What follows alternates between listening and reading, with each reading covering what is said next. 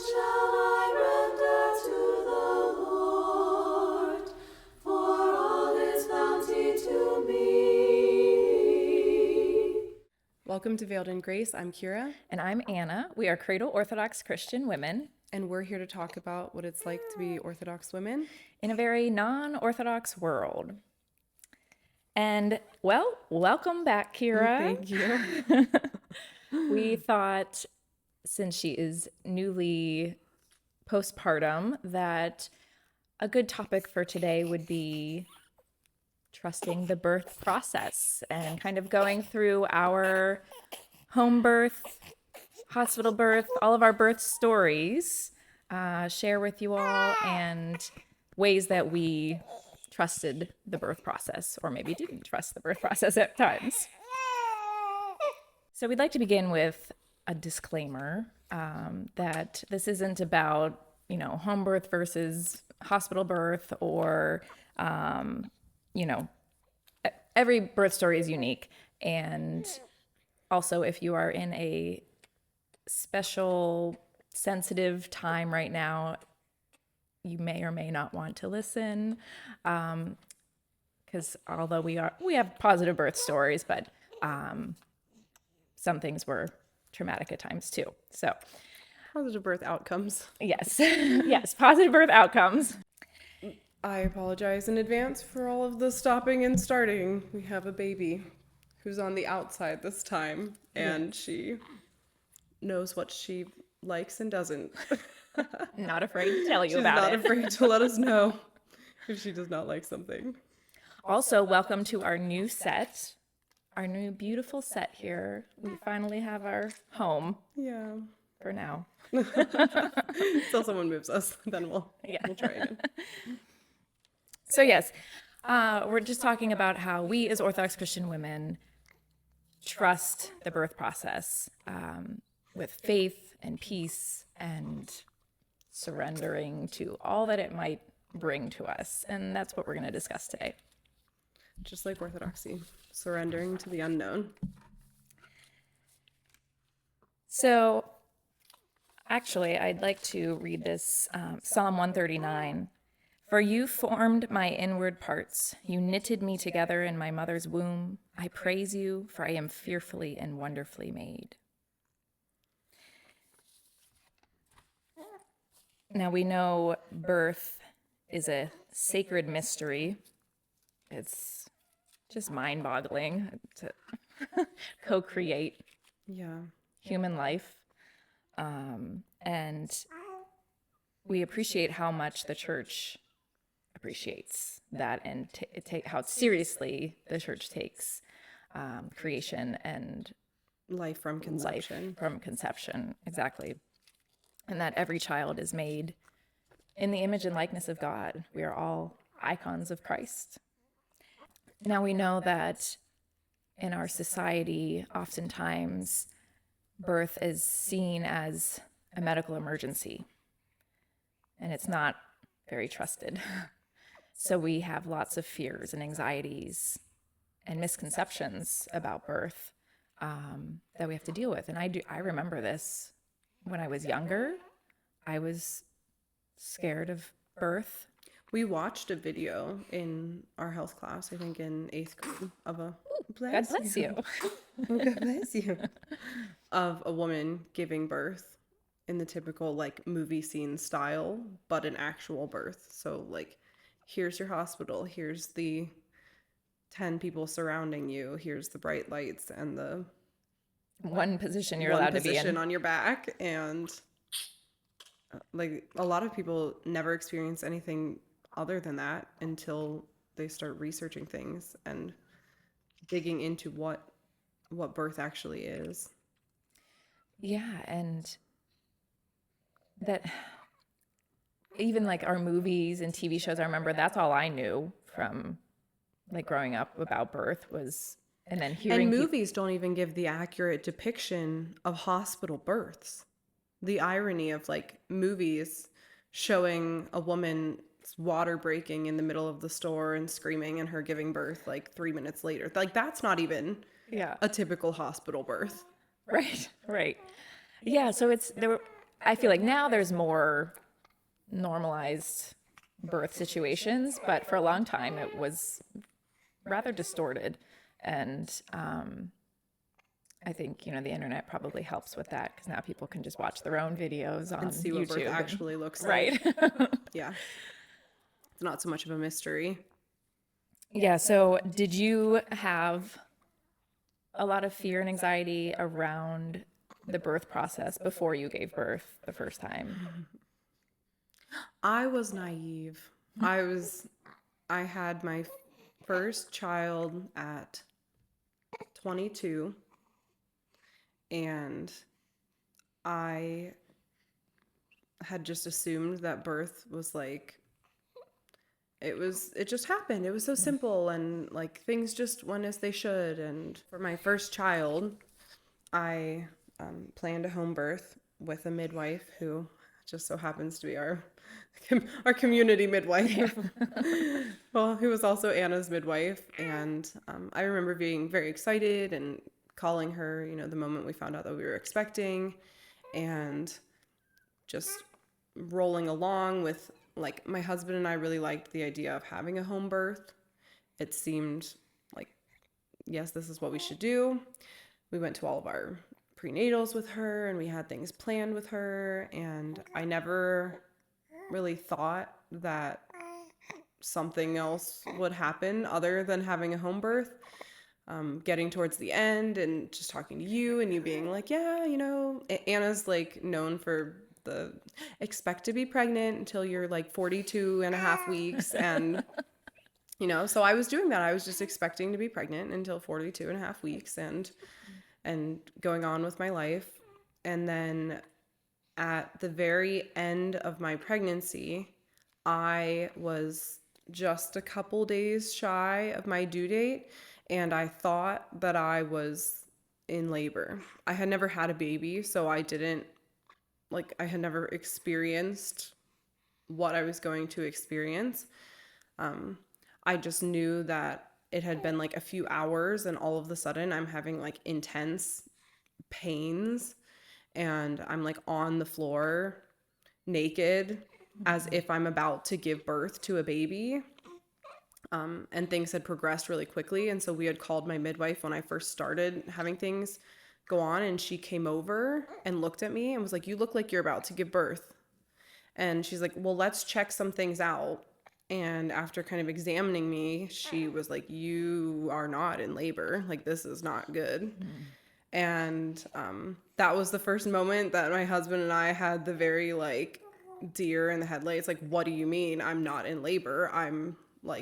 I'm naked on the floor in pain. Like, what is going on? And despite having all of our prenatals and checks and things being fine, I had really, really high blood pressure. And this was only probably 3 or 4 days after I had seen her last. And so she looked at us and she was like, I know that you don't want to hear this, but you need to go to a hospital, like, right now. She's like, I'm not telling you, like, you need to leave in 5 minutes, but you need to leave in 10. Like, you need to get out your door, and you need to go to the bigger city hospital, because you cannot go to your local hospital. They will send you away, because what I think you have going on is much more severe than they'll handle.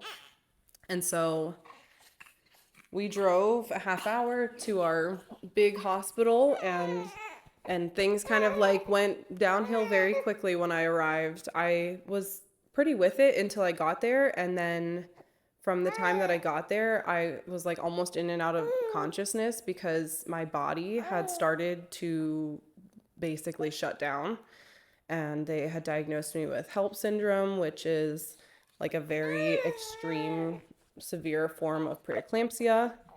And they admitted me into the hospital. Hi, honey.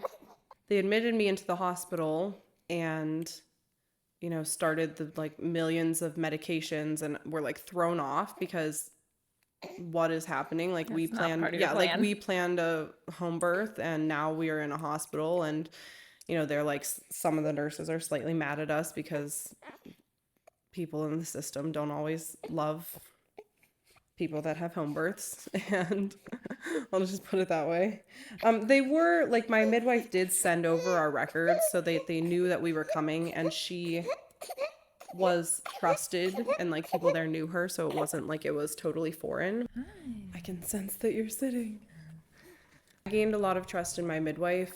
That is an important note going forward into my other births, because I've heard some midwives that are very like home birth or bust. Like, you've chosen this, you're going to have a home birth. Or even some moms that are like, this is the path that I've chosen.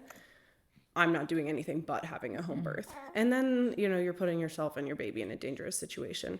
Choosing to have a home birth is choosing to allow your body to do what you believe it was naturally created to do. But that doesn't mean that there aren't exceptions to that. And that's where trust in modern medicine also comes into play.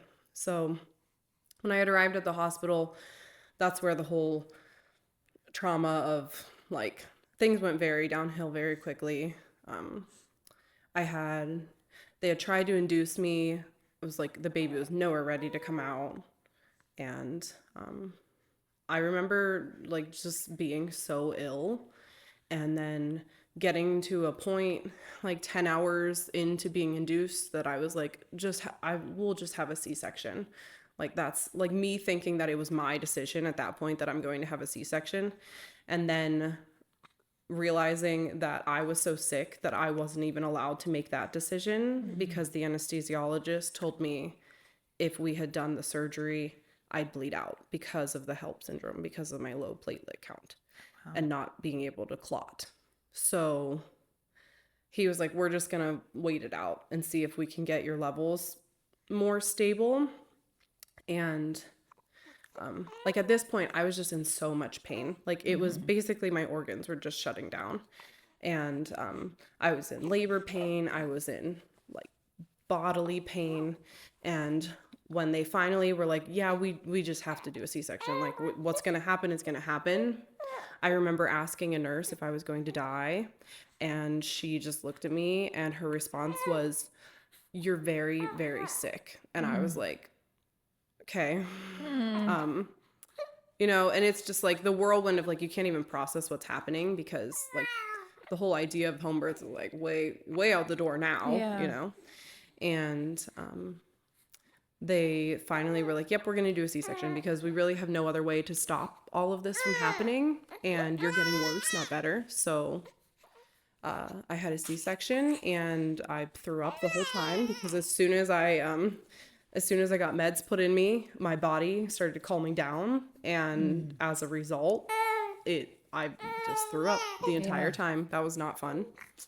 I don't really remember much of the C-section, because after I threw up, I passed out, and I woke up in recovery. Like, I was in the ICU like a few hours later, and my sweet husband, who for the first like 5 days breastfed my baby using my breast. It's the best way to put it. Because they didn't have me pumping. Don't really know why. Not that I would have been I don't know how I would have felt about that. But I think because he was so willing to help, they were fine. It was basically like I was like so weak that I couldn't do anything. I was on very, very high doses of magnesium, so I was still not with it. And so he would like bring our child over, who, thank the Lord, was perfectly healthy. He was very small, it was 6 pounds something, but he would bring the baby over and like hold him to my nipple and basically just hold the baby while I laid there not with it. Yeah, my husband kind of feels bad about that. It like the fact that I don't really remember the first like 2 or 3 days postpartum. And so the recovery from that was obviously like it was a lot. The C-section recovery was a lot. We were in the hospital for quite some time. I was very angry when it was happening, because we were like, Lord, why did you allow this to happen? Like, why did this all happen? Like, this is not what we had planned. We took our little icon of the Theotokos and we put it up in my room. And after a few days, we started getting to the point that we were like, you know, it's happening. So we can't change that this is happening and that this is our situation. So the Lord has given us this. At hindsight, it seems like we needed to learn a lot of patience. And we were sent home on the dormition of the Theotokos, and it felt fitting. It felt like, okay, we see. Yeah. We'll accept it now. We'll, we were praying to the Theotokos the whole time that we'd get some like peace and closure and be able to move on. Even postpartum recovery from that baby was difficult because, to add to my issues, I got a blood infection, so I was sent home with a port in my arm, and my wonderful sister-in-law was there nursing me back to health at home. So it was a long journey. You know how babies can tell when you're sitting or standing? She can tell even in her car seat. Like if her car seat, she's in it and we sit it on the ground for a moment, she's like, you lift. My husband was like getting dressed holding a car seat like a foot in the air the other day because she was not screaming. We got all these new chairs and now I need a rocking chair. You said you definitely learned patience through that process. What else do you think God was trying to teach you, or, in hindsight, like what makes sense to you?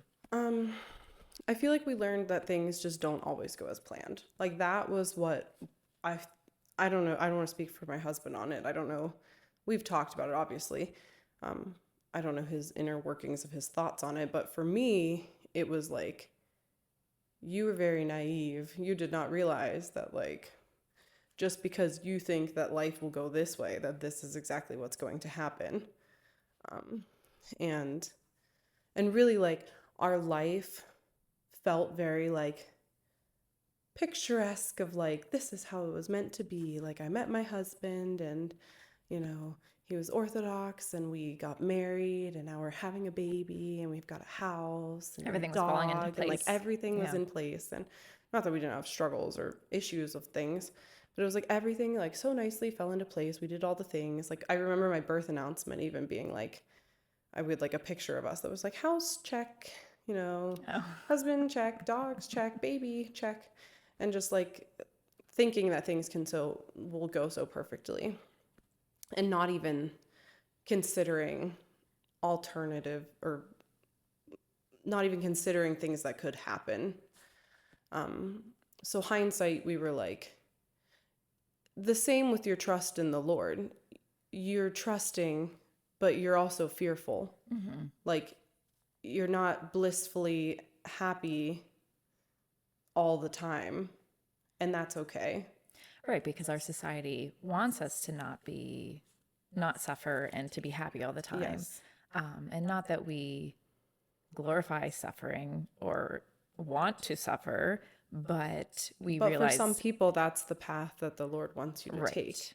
And we all take it at some point in our life. Yeah. Whether it's small, big, it varies for each person, and the Lord knows what each person can handle. He clearly thinks you're pretty strong. That was part of it too. Is like there was in the moment I was like, we can't handle this. So we did learn that like we can do hard things. We can handle difficult things and come out okay. And we have a beautiful baby and he's perfectly healthy. And it was my time to struggle through something and learn that with patience and trust and love in God that things will be okay. And that was definitely a big obstacle going into having another baby is not only did it instill kind of this fear in us that we didn't have going into our first baby, but it put a lot of fear into the people around us too. When you find out you're pregnant with another baby, which was the whole situation of like, will you even have another baby? The amount of people that asked me if I would have another baby, and maybe I thought about it for a second, but I feel like to my husband and I, it was very clear to us that we were not going to choose to live in fear. Like how silly that would be to forever live the rest of our lives wondering if the one thing or bad thing that had happened to us maybe possibly would happen again, and choosing fear over life. And so we were happily like, yeah, let's have more children and let's have a home birth again, because my midwife, my OB, everyone looked at me and basically said, we don't know why this happened to you. You don't check any of the boxes of people that this usually happens to. You know, you're young, you're healthy, you're active, you're all of these things. And so we were like, yeah, let's have another home birth. Were there any changes you made for the next one to try to avoid the situation? Honestly, not really. There weren't any changes. I was just less naive. I was more aware. More realistic. More realistic. I did, like, my midwife and I had talked about it, and like I said, we were kind of like, there's nothing I could do differently that we know of, because there was no clear indicator of like, this is why this happened to you, which is why it felt like a very God thing, where at the very last minute he was like, maybe you need to slow down and realize that life isn't butterflies and rainbows all the time. Yeah. I did monitor my blood pressure more regularly, like outside of my prenatal appointments, so that if, you know, when you're going to your prenatals and they're every like month or so, we were like, maybe my blood pressure spiked at a time that I wasn't there and I would have caught it if I was checking it at home, like weekly. So I started doing that. But aside from that, no, not really. Yeah. We've struggled through the fear leading up to birth of like, I really don't want this to happen again, and That doubt. the doubt. Yeah. And but no, I went on to have a second, or my first home birth, and it was long. It was like 18 hours, but it was a very typical normal vaginal birth. Like it was nothing out of the ordinary, and it was very healing. And it was healing in some areas, and it was eye-opening in others. And I feel like that's what birth does. Like every birth is different, and every birth teaches you something else and things that you can do better the next time. Yeah. If you plan on having more children. Or just in life in general. Just life in general. Yeah, I, for my first, we had waited like 4 or 5 years before we had, we were going to get pregnant. And but even before then, I had started researching about, because I had this great fear of needles, because I had a traumatic experience when I was 7. And ever since then, I had a fear of needles. So I was like, okay, how do I give birth without needles? Okay, so that led me to home birth. And I went down the rabbit trail, like, of all this research, and then finding out how to be as healthy as possible to have the healthiest birth, so I can have a home birth and not have to have, any sort of interventions. And so I don't think, my reasoning behind it was fear-based. So that's not the best or ideal. But yeah, I guess God makes all things good. So, but yeah, then once we got pregnant, it took a couple months of trying, and then we did. And I did so much research on birth, but it's interesting because then when the birth actually came, I had 4 days of prodromal labor. I somehow in my research never came across prodromal labor. Same. And had no idea that was a thing. So I thought I was in labor this whole time. Like it started, I was like, okay, it's starting, it's happening. And then all of a sudden, it would happen at nighttime. I had contractions very regularly all night long, thinking I'm gonna have a baby in a few hours. And then daylight would come and nothing. And then I wasn't really like napping during the day because I was thinking like, oh no, I'm gonna have a baby soon. Like, so Like any minute. Yeah. yeah. So, 3 more nights of this, I'm exhausted. And finally my midwife's like, you know, she can tell once it finally started getting to active labor. She's like, okay, now we finally started when it was daylight and I was starting to finally have contractions. And I personally, I used hypnobabies leading up to it also to try to have this. I had this idea of this perfect birth that I was going to have, this short, peaceful. I wasn't going to scream. I was just going to breathe the baby out in the water. And it was just going to be so peaceful and quiet because I'd watched so many videos of women doing that. And I was doing my positive affirmations and I had my hypnobaby tracks and I was ready, which it was good to keep my spirits up and to keep my positivity up through that 4 days and nights. So that way, at least I wasn't getting like scared. I was staying positive at least, but I was just exhausted. And so I remember when I was in the tub in and out for so long because it would get cold and then I was like getting wrinkly and it was, and I remember at one point my midwife was sleeping on the couch and her assistant was with me. And I remember thinking like, I'm not in pain. I'm just so tired. And I start crying. But I think that was the release that my body needed to just let it go, like just surrender, just let it go. And I do believe things started progressing after that point. I always say like for all my births, I had like a good cry. I actually had a cry before any of this started also, like, and that was like my body's trigger of like, okay, you're going to give birth here soon. The hormones. The hormones had changed. Yeah. And so I do, and I, to this day, like I, because of the hypnosis training, I really was able to, I didn't think it was painful, like, cause I was able to get my brain to not focus on that. And we even changed, instead of contractions, they were called pressure waves. And I want to talk a little bit about the hypnosis because I know it comes up a lot in the Christian home birth communities, just the idea of it. And I had even, used the tracks and things that you had given me for my first and even going into my second birth. And to me, they call it hypnosis, but I feel like that's not what it actually was. Like, I feel like for some people, maybe it was this actual, because to me, like, when I'm thinking hypnosis, I'm thinking like you're leaving your body and separating your mind and your soul and your body and putting yourself over here in this different state of being. And that's not the most aligned with orthodoxy. Right. And so I remember at the time being like, well, I don't want to do that. I don't want to separate my body and my mind and from the experience.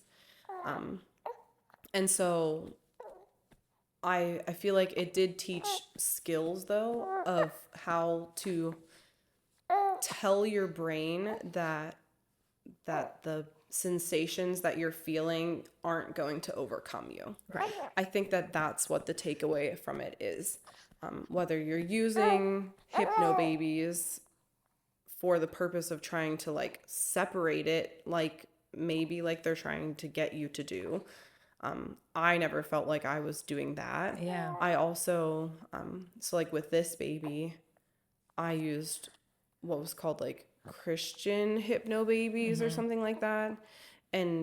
Or it was something that it was like, they don't go together. Hypnosis and Christianity don't typically go together because of that idea of separating your mind and your body. But the tracks that this played was just positive affirmation tracks. Yeah. And so like for her birth, like that ways to bring God into your birth for, she's only a month and a half old. And I don't remember how long I was in labor. What was that? It was like 8 or 9 hours or so. For 8 hours straight, I just listened to their positive affirmation track on repeat for 8 hours. It was like 30 minutes long, and my phone just sat there, and I just clicked it back to the beginning and played, and clicked it back to the beginning and played. And like, I got to the point that I couldn't do it myself. And so my husband would like bring it back to the beginning and play it. And that's the aspect of it. Like, I think finding something like that is so beneficial to birth. And that's a wonderful way to have a peaceful birth, is finding something that you can put yourself into this positive mindset and remind yourself that I am here. I'm not removing myself from my body. I am here. I am experiencing this. But what I am experiencing is normal and natural and how it was meant to be happening. And yes, it's intense. Yeah. It's very intense, but I'm doing it. I'm here. I'm made for this. I'm made for this. Yeah. And that's where, like, I know I feel like some people are going to have an issue with the hypno babies because, like I said, hypnosis as a whole, they don't really mesh. But this concept of putting your trust in the body that God has given you and trusting the process is extremely important.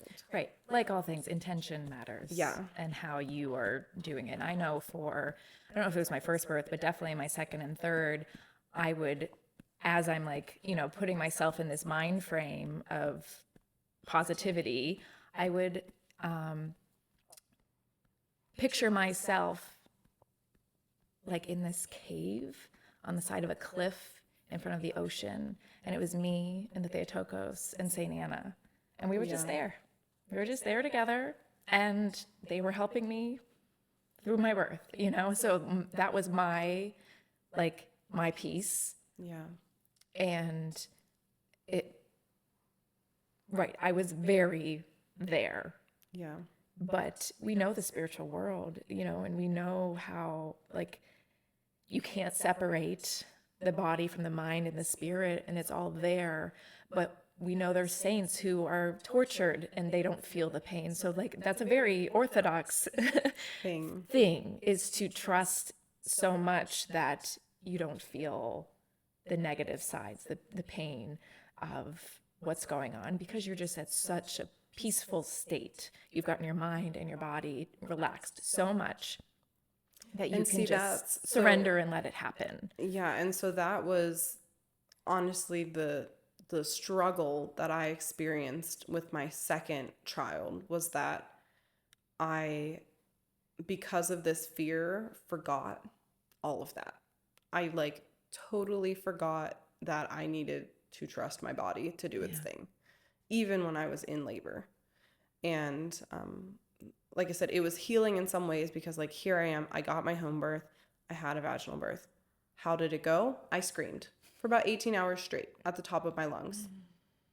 So it was humbling in a different way. Just screamed. Yeah.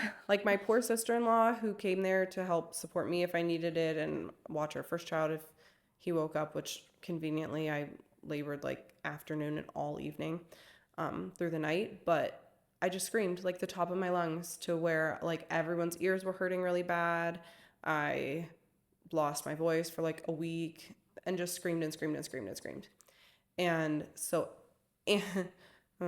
things not to tell a woman after she's given birth. My midwife had an assistant 2 minutes after they got me into bed. This assistant was brand new to her. She was in training. 2 minutes after getting me into bed, she gives me the constructive criticism of that was such a beautiful birth. Maybe for your next child, you can just practice on screaming less. Was she right? Yeah. Was that what I needed to hear? Absolutely not. But it taught me that I needed to try to learn how to trust. And that was something that in life I didn't realize that you have to practice. You have to practice trusting God actively, because it is so easy to not. Yeah. It's difficult to trust in the Lord, and it's difficult to surrender yourself to things. But I spent so much time leading up to my third child, which was my second home birth, that I was so ready for it that I shocked myself. I was so prepared mentally for what I was going to experience. One, it was helpful I had experienced it now, so I knew what to expect, like sensational wise. But I was in our bathtub and my husband just like laughing as he walked by because he would like peek in and think that I was talking to him as he's like on his way to our room to fill up a birth pool. And I'm just sitting there and I was reminding myself that I was there and I was doing it. And I was just repeating the Jesus prayer. I just like sat in my bathtub for hours over and over again saying the Jesus prayer. And then I would say, I'm here, I'm doing it, I'm doing great. And like bringing myself to that moment and trusting that this is what's supposed to happen, and being so positive about it that the second that he was born, I'm just like crying, looking at everyone around me, and I'm like, did you see that? Did you see? Like I think they have like a video of me where I was like, did you see what I just did? like I shocked myself that I managed to have a baby and like didn't scream at all and was like so like calm and there. And like you just don't realize what you can accomplish if you trust. But it was so hard to not let myself slip into the like, this could happen, this could not be good. Like you always have to put your trust in God mode first. Yeah. And set aside the panic, because it does you no good at any area of your life. Right. Did you experience going into your second and then your third birth fear leading up to it because you were uncertain of when it would start, or you were uncertain of if it would be the same? Well, I do remember like with my first, I had really no fear. Like I was ready. That was our thing. Until like just a couple days before I started getting the lightning sensations, and they were so intense and so painful, like really painful, that I started crying in bed, and I was like crying to my husband like, if labor is gonna be worse than this, I don't know if I can do it, and he's like, doesn't know what to do. Like, the men are like, you're doing poor great. thing, yeah. Keep going.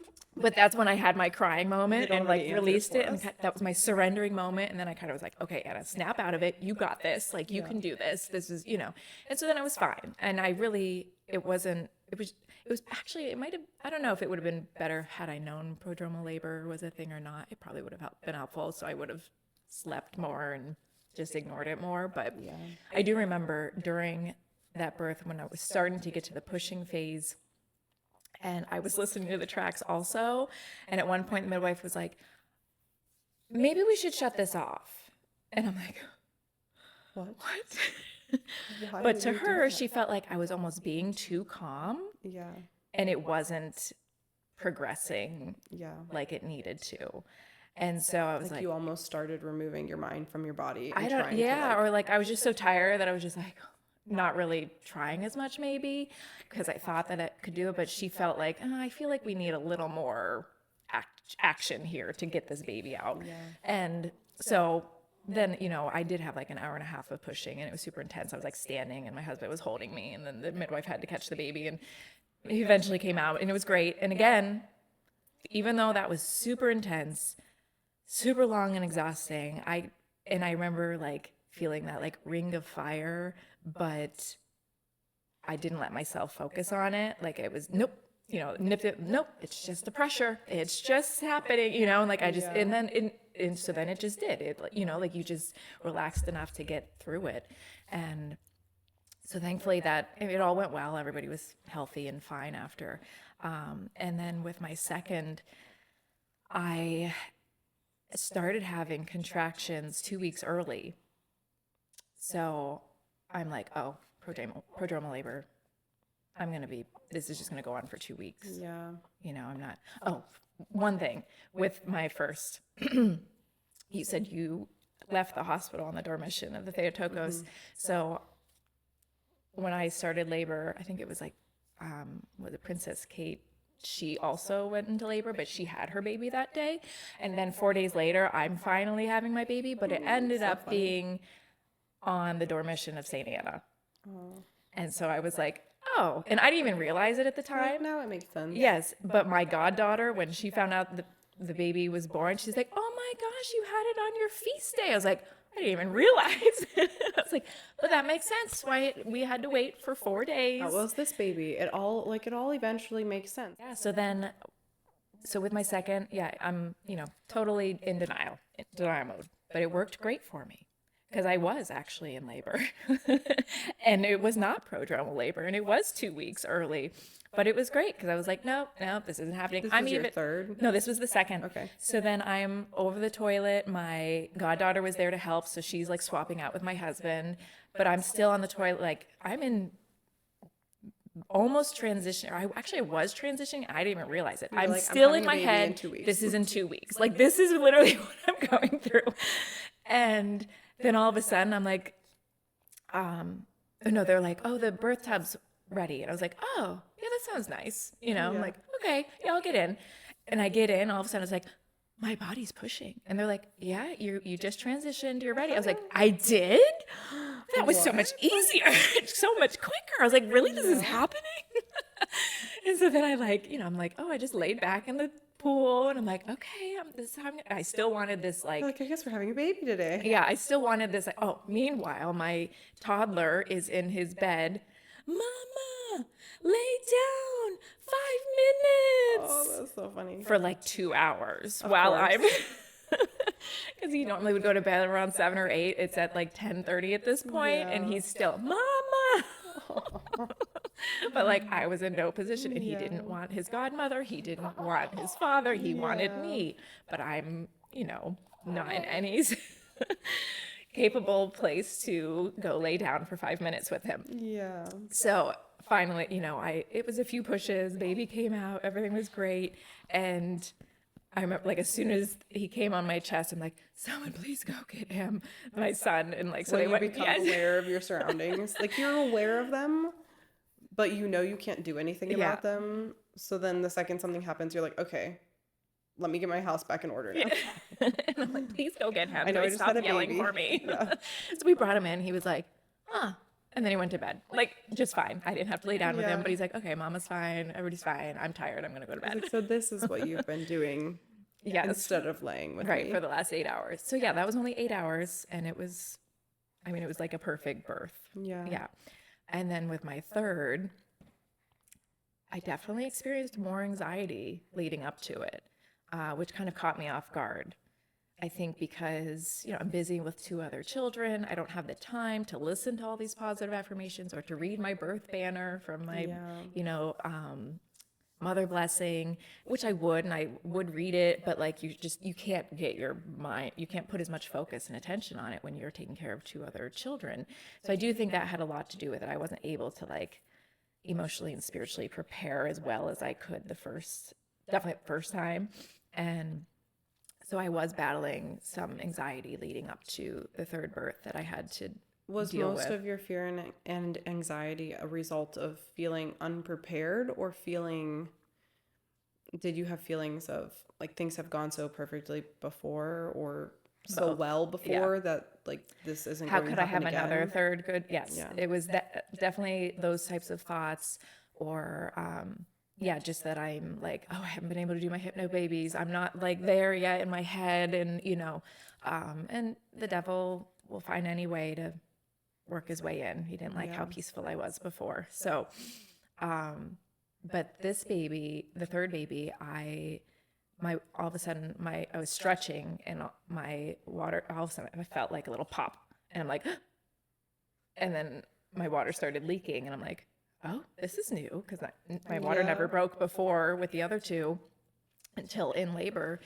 And meanwhile, my husband is 8 feet underground digging a trench or a hole for this underwater cistern for a rainwater harvesting system. And so I take a picture and send it to my midwife. I'm like, this is the current state at my house if I'm having a baby right now. There's a lot going on right now. And so You're welcome to come join the party if you'd like. Yeah. But really, so my water was leaking, but really no contractions. And then they would kind of start, and then not. It was very not regular. And so then, and again, this was 2 weeks early. So I'm not prepared because I always tell myself 42 weeks. So here I am at 38 weeks again. And the whole labor or the contractions not being regular was throwing me off because I'm like, well, my water broke. It should be happening. Like that usually goes fast when that happens. 40 hours later or 38 hours later, still nothing. At nighttime, it definitely would get a little more intense, and we were trying to do things to try to get it to more, but by the daylight, it would just slow down again. And so I remember my midwife, she kind of was coming over in between appointments, and she's like, are you open to castor oil? Because we are getting to that point where she was people, yeah. Well, but if I was in a hospital, they wouldn't let you go longer than 24 hours. So we knew we were already almost like doubling that amount of time waiting for this baby. And she wasn't concerned, but she wasn't sure if maybe my water broke and it shouldn't have, like it was an accident and he wasn't ready. And, so she's like, are you open to that? I was like, yes. Get the baby out of me. Yes, I am open to taking some castor oil. That is fine. At this point, let's just get this over. So my husband made a little smoothie and put a tablespoon of castor oil in it. And so she's like, well, I'm going to go laughing since I know the rest of the story. So she's like, I'm going to go to another appointment and then I'll be back. Call me if you need anything. So she leaves, and it's almost instantly it starts ramping up. But I'm like, now I'm back to denial mode. It's not happening. It's already been 2 days. It's been 2 days. This isn't good. It wouldn't happen this fast. I'm fine. So my mom's over with the boys, just kind of watching them. She was going to take them. And I just go to my bedroom. And I'm just, like breathing through everything. And I start like moaning through everything again, because I thought with my first birth, I was going to have this quiet birth. No, I'm a moaner, groaner. I am woman, hear me roar. And not yelling, but like roaring, like, oh, this feels so good. Yeah. And so I'm in the bedroom doing that, but thinking that it's just not happening and they're just going to stop and it's nothing, Meanwhile, my husband, like, he hears and he knows better. Mm-hmm. So he's getting the tub set up and water filled. It always shocks me how our midwife knows that too. Yes. She'd like walk into my house and she'd just listen for like a minute or two and she'd be like, okay, you're about to have a baby. Yeah. No. And so, or actually, he was like, do you want me to fill the tub? And I'm like, whatever, like, and he's like, maybe fill next the tub. week. He's like, I'm going to fill the tub just in case. And I'm like, okay, fine, whatever. And so my mom takes the boys and leaves. And all of a sudden and he's just filling the tub. I think he's downstairs at this point. And then I'm like, it starts getting like more and more. And I'm like, okay. And then all of a sudden I'm like, he comes upstairs and I was like, you gotta get here. The head's out. Like, that's how fast it happened. I didn't even realize this happening. All of a sudden, like, the head's out. I'm like, get behind me. I can't, like, move. Yeah. Because at this point, I'm, like, on all fours. I was like, get me a pad to put under me. Like, so we don't ruin the rug. Because we weren't prepared at all. Yes. And it was like, and he's like, oh my gosh, so he just grabs the pad, gets behind me, grabs this baby. Meanwhile, castor oil, everything else comes out too. Great. Poor guy. Husbands, they're amazing. Amazing. Oh, God bless them. And so then he's like holding this baby, and I'm like, we're both like, that just happened. Like, so he's like trying to untangle the baby out of my legs, and then he's like trying to grab the phone to try to call the midwife and call my mom, and like, we're like, the baby's here. She's like, oh, okay, be there in 15 minutes. So I'm like, okay, well, I might as well just get in the tub and relax and kind of like wash off while I'm, waiting for her. So we just waited for it. So. Exactly. So I'm like, I'll just sit there. So we sat there and waited for the midwife. My mom came with the boys, so they came and they were both like, what just happened? What is this? And yeah, I mean, it's just amazing how 3 different births can be so wildly different. And that also, like, and every birth is so different. And what you have to trust, and the temptations and the struggles you have are going to be different with each birth and pregnancy, because same thing with pregnancies, they were all very different. The Lord's like, there's always unknowns. Always something to teach you. There's always a new lesson. I thought I learned patience after the first birth experience. Then I had a fourth baby, and I was like, the term prodromal labor had not like sunk into my head. Like, I didn't realize what that was. I had you telling me that just expect to be pregnant forever. And I had my midwife who was like, just expect to be pregnant forever. And then I remember when I was having my like first 2 home births that I was like, and even my first baby, I was like, I'm not actually in labor, because you don't actually, like, it can stop and start, it can do this. But I was like, every time it was like evening, and I tend to have my babies at night, and it was like, I was just, contractions started and they just didn't stop, and then I had a baby. And so then with my fourth, my contractions started, and this was the whole game of like, is she coming before Pascha? Is she not coming before Pascha? Because this was like Holy Tuesday, I think it was, that I was, or no, it was Monday even, Holy Monday, that I first started having prodromal labor. And I was like, I'm having a baby, like I'm 39 weeks, so, you know, I can have a baby now. And I'm like, no, you're not. Like, you're going to make it to Pascha. And I was like, no, I always, contractions start and then I have a baby. And so it was like 3 hours, and then I didn't have a baby. And I was like, huh. And then the next night, it was like 5 hours, and then I didn't have a baby. And I was like, this is weird. And then the third night, and the fourth night, and the fifth night, and we're, you know, on like Holy Friday, and now I'm like going about my life, and I'm coming to church, and I'm exhausted, and I, you know, all of these things. Can hardly walk. I had, so low. Yeah, I like was like, she's going to fall out of me. I've never dropped in any of my other pregnancies until I was in labor. She was full on ready to come out, and I was like, 6 hours of prodromal labor, like every night, starting at like 9 o'clock at night into through the middle of the night, and then you're not sleeping. And then I had the like pubic symphysis pain really horribly with her, so like standing, I just wanted to cry. You know, you can't roll in bed, you can't do anything. And I had like used the KT tape all over my belly and like all of the things. And I was just like, I reached that point of like total exhaustion, and I'm like, I'm never having a baby. I'm never happening. Like, I was so convinced that I was going to have a baby at the beginning of the week, that then by the time like Pascha was coming around, and I'm like there and somewhat miserable, and I'm just like, I'm just never having a baby. It's never gonna happen.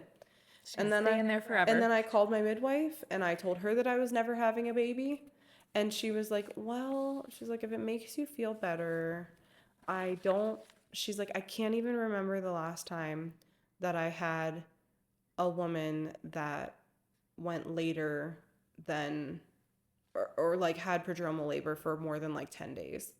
And at this point I was at like 8. But at the same time, I had really horrible pregnancies for a lot of them. Like, not like, I was happy, but like I checked every box for my midwife's like, do you need some new training in a person that gets HELLP syndrome at the end of their pregnancy? Yep, here you go. Do you need someone that has like pups really badly? Like my one pregnancy, I had hives over my entire body to where I would just like cry and have to sleep in oven mitts, and like, check. Do you need another? Like, I did change things throughout my pregnancy because I learned how to naturally heal my body and when my liver was overwhelmed with lots of things. But I checked all the boxes. So when she's like telling me that she hasn't had someone that's gone over 10 days, and I'm like, this is not reassuring, because like, I'm that person. Like, I have proven to be that person, and you have admitted to me that I am that person for like all of my pregnancies, and I'm like, I don't trust it. So I was frustrated and mad, and I learned what prodromal labor was. And then the night that I was actually in labor, it started at like 9 o'clock at night. I was downstairs in my office editing our podcast because it needed to go out like 2 days, or it was like the next day. I think I needed to get it to you. And so I'm like editing our last podcast because I was like, if I do ever have a baby, I'm not going to have the time to do that. And then I was like, yep, still prodromal labor. I'm not having a baby. Folded like 4 loads of laundry, did the dishes, took a shower, and then at like 1:30 in the morning, my husband's like getting into bed, and I'm like, I think I maybe am actually having a baby this time, but I don't know, but maybe. I don't want to get my hopes up. Yeah, like it's just so crazy the different lessons that you learn with every child. It's a mind game. Like, not only did I learn about my body, because even my midwife pointed out, like, after having her, that she was impressed that I learned the birth cycle so well. And like, I had called her at like 3 a.m. and was like, hey, yeah, I'm pretty sure that I'm in labor. And, you know, she's sleeping on the phone. And so she's like, do you want me to come there? Do you think I should come now? And I'm like, no. You're just going to come look at me for 2 hours. I was like, I'm not having a baby yet. In denial, of course. But then 2 hours later, I called her and I was like, yeah, you should come now. She shows up. An hour later, I have a baby. And she was like, wow, you really like learned the process. And I'm like, yeah, you do. You learn more about the birth process. You learn more about trusting your body. And I already have a baby in me, so this baby will come out. It might go great. It might not go great. I might live. I might not live. This might happen. This might happen, and I'm okay with it. And so I really, like, I hate when people are like, do you feel like you get a trophy because you had a... No, I don't. Did I personally want to feel highly connected to myself, to God, and like the birth banner that has the sign that you had made back for my first, and the women of our church back with my first baby, that had said, you know, giving birth is like holding hands with God. And I'm like, yeah, that's what I wanted. That's the experience that I wanted. I wanted to be there and feel like I was in the moment for everything.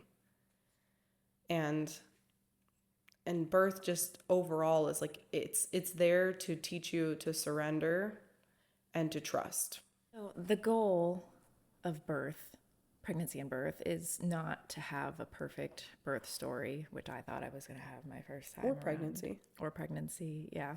I remember I even tried to get video of all my births. None of them worked out somehow. And I took it as a sign. It's like God didn't want me to have He wanted video you to just be there. Just be there, yeah.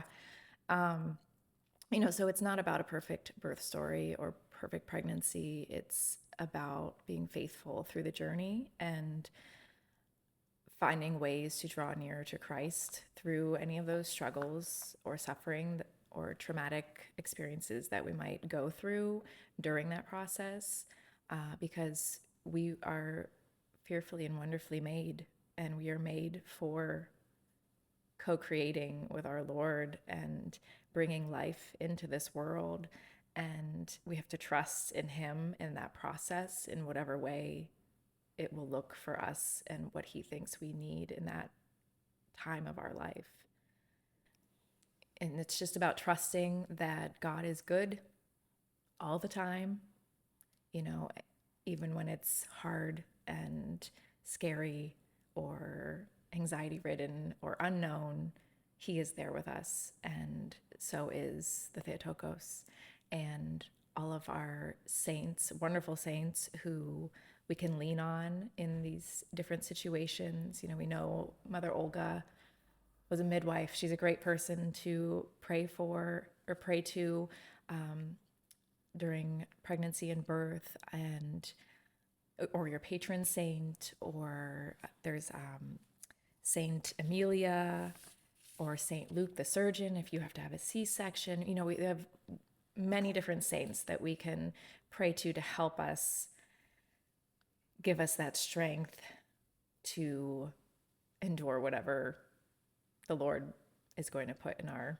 path, and just trust that it's His will. God's will be done.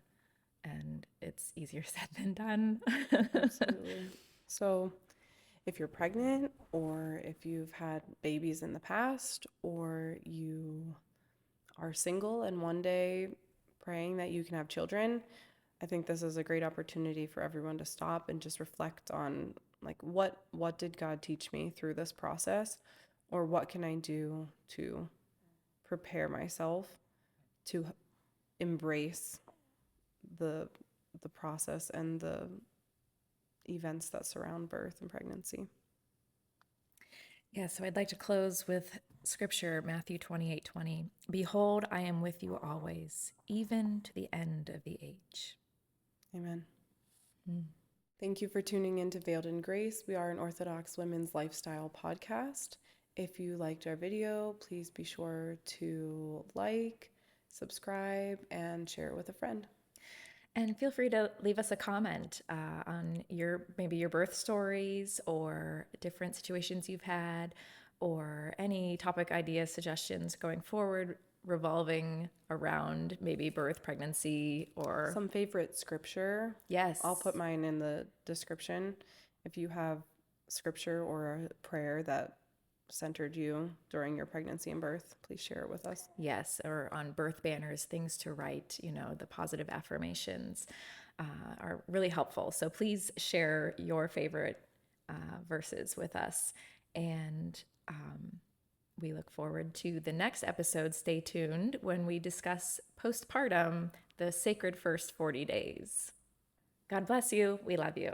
Watch out.